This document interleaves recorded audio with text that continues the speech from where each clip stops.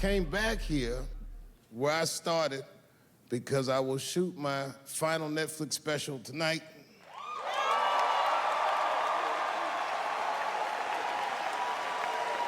That's right. And after this shit, it's time to make America wait again. I've done too well. You know, if you black in show business and do too well, it's scary, nigga. Like, you gotta get the fuck out of the casino while the getting's good, while you're still winning. If you don't walk away from the table, that's how niggas get Kevin Harted. You already know.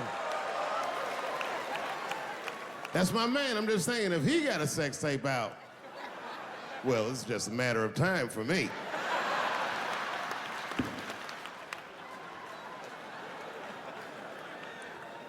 But you know why I be thinking sometimes I want to stop doing comedy? And you know, I don't want to sound like a braggart saying this, but the real reason I want to stop is because I'm too goddamn good at it. I'm dope, nigga. Like, no, I'm not even exaggerating. It's not exciting. Every night before I come out on stage, I'll be backstage like, I'm sure this is gonna go well. And it always does. I'm so good at writing jokes, and this is not even an exaggeration. I actually write jokes backwards. I will write a punchline with no particular setup in mind. I just put it on a scrap of paper, and I'll throw that scrap of paper in my fishbowl. I have a fishbowl in my house filled with random punchlines. And every once in a while, I'll shake the bowl, and I'll dig in there and just pull one out and see if I can make that shit work. And I picked one for this special. It's not an easy punchline to pull off.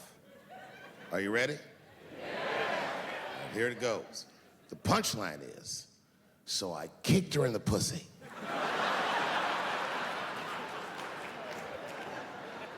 I haven't finished the joke yet. I just know whatever happens in the beginning of the joke, at the end of the joke, for some reason, I'm gonna kick somebody in the pussy. And it's going to be hilarious. And you know what's weird? I've always been this talented. I can't remember a time when I wasn't. You know, when I was growing up, I was probably about 8 years old, and at the time, we were living in Silver Spring. Yeah. Yes. Common misconception about me in D.C., a lot of people think I'm from the hood. That's not true. But I never bothered to correct anybody because I wanted the streets to embrace me. As a matter of fact, I kept it up as a ruse. Like sometimes I'll hang out with rappers like Nas and them, and these motherfuckers will start talking about the projects. Yo, it was wild in the PJs, yo. And I'll be like, word, nigga, word. But I don't know. I have no idea. My parents did just well enough so that I could grow up poor around white people.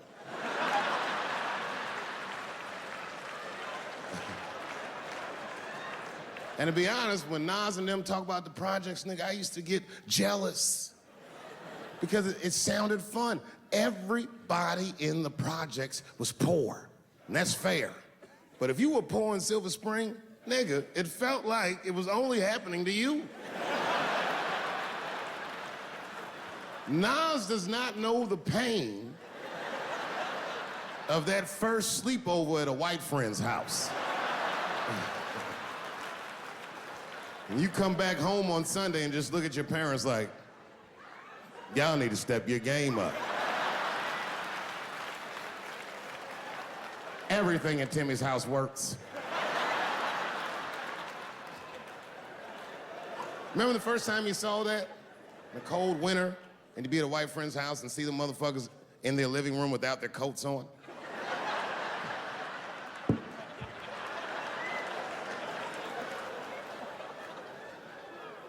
Timmy was one of my first white friends, like, in my life, man. He's a good dude, too. He moved to Silver Spring from Utah, of all places.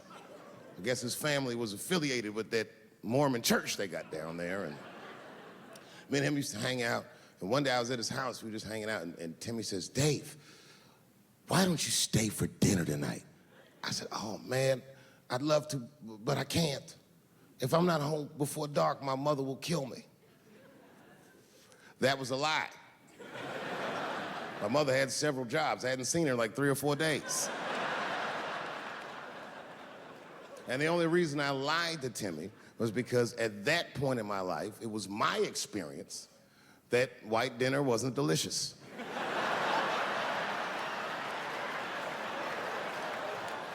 I'd rather go home and fry some bologna or some shit like that.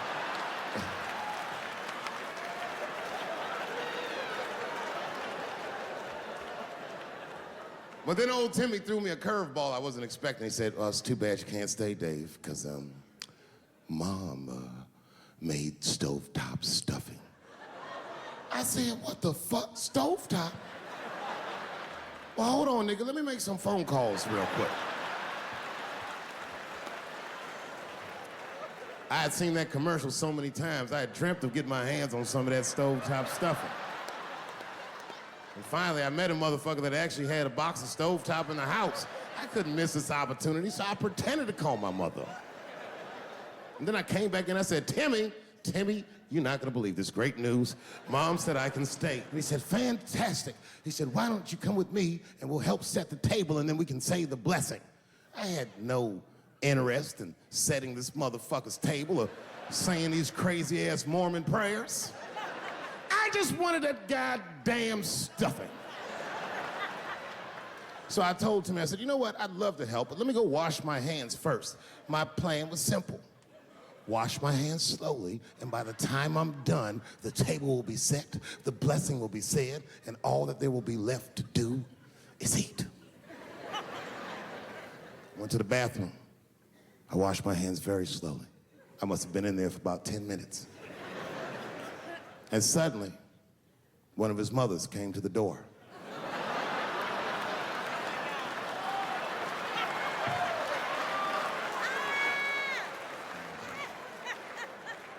She was like, hi, David, right?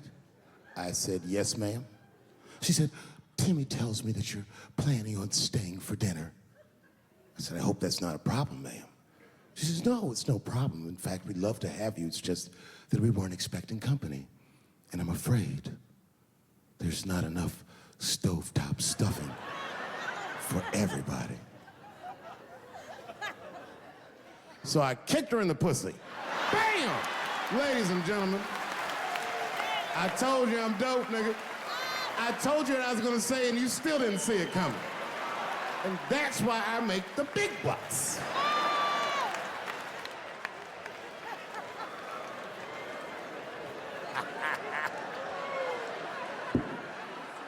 Oh my God. But there's a more important reason that I would stop doing comedy right now. And this reason is the real reason that's been percolating, and it really is the crowd, not you. I'm talking about the crowd on the big stage. It's too hard to entertain a country whose ears are so brittle. Motherfuckers are so sensitive, the whole country is turned into bitch-ass niggas.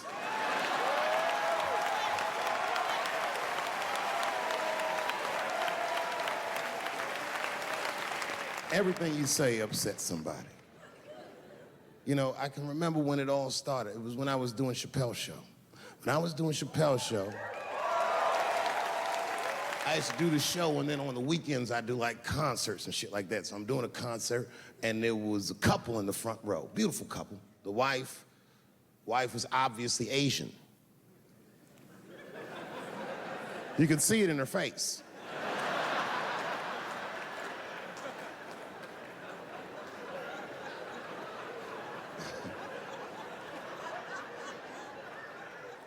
The husband, this motherfucker was mysterious, to say the least. Couldn't quite pinpoint where he was from. Caramel-colored fella, very nice hair, but he could have been from anywhere. Bangladesh, Mexico. I can't guess with a nigga like this. All I knew for sure about this guy is that his wife was a bitch. I could see that in her face, too. No, he was laughing and having a good time, and she was scowling at me at a goddamn comedy show. I couldn't figure it out. And then I realized at some point that she was pregnant, and I was smoking on stage. I said, oh my God, that's probably why she's mad. So I started to put my cigarette out, but then she hit me with one of them fake non-smoker calls. So I just kept smoking. I thought to myself, bitch, that babe will be fine, relax. And I tried to break the tension. I just asked her, that's all I said. I go, hey, where are you guys from anyway? And I could tell that she was on to me. She goes, very condescendingly, she says, I'm from California. If you're asking my ethnicity, I am Chinese. And her husband was just cool about the shit. He was like, I'm Mexican, bro. I said, well, I'm sorry if I offended you by asking, but you're a very beautiful couple. And miss, there's no question that you're gonna give birth to the hardest working baby this world has ever seen.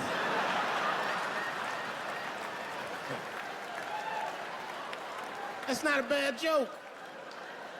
She got very upset. She got up to leave immediately, but she didn't just leave. She had to take one last dig at me on the way out.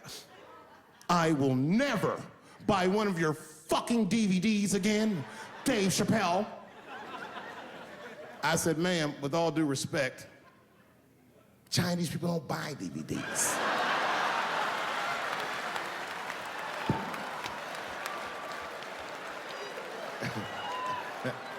And the crowd went crazy. We were all laughing, having a good time. I didn't even think anything of it. And then just 3 days later, this lady sends a fucking letter to my promoter telling him not to book me for shows anymore because I was, quote, racist, and I'm quoting her, insensitive to the nature of my interracial marriage. I was like, word, bitch, I was.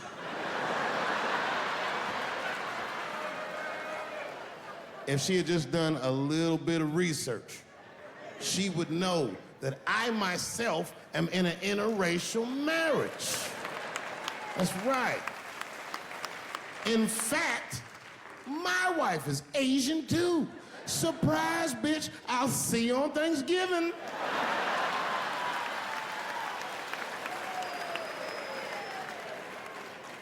But my wife's not Chinese. She's Filipino.